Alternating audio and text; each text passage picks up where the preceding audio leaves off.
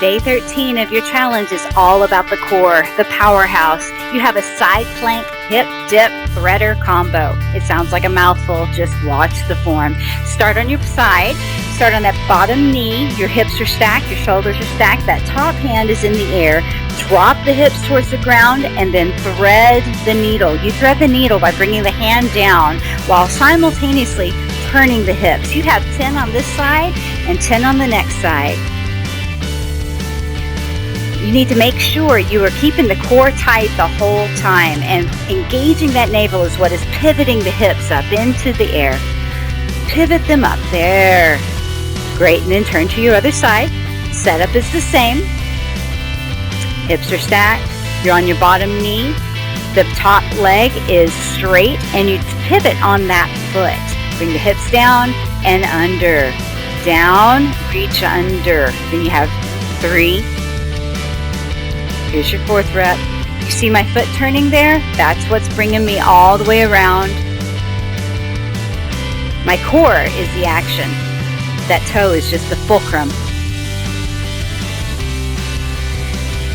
Keep the core engaged. Keep it all tight. Everything tight. Everything tight. If you feel like you're holding too much weight in your shoulder, make sure you have weight distributed evenly between your hand and your feet. I'm going to show you the progression to this, where you're resting on both feet. Your feet are toe to heel, and that top leg is still going to be your fulcrum where you pivot. But both legs are straight. Reach under, dip the hips.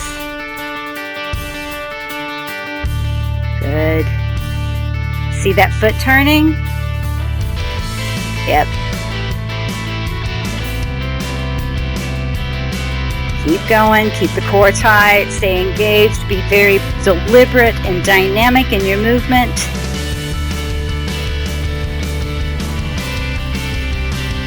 Trust me, I know this is challenging.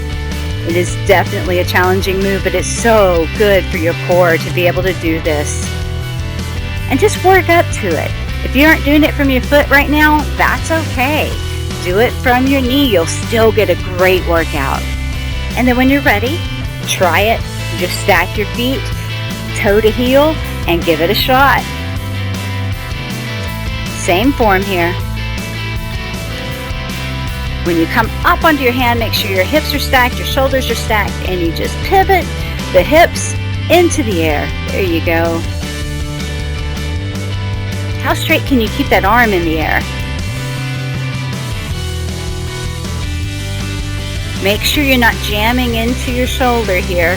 Make sure your core is engaged, your back is long, your neck is long, your shoulders are stacked, your hips are stacked. You are distributing weight evenly between your hand and your feet.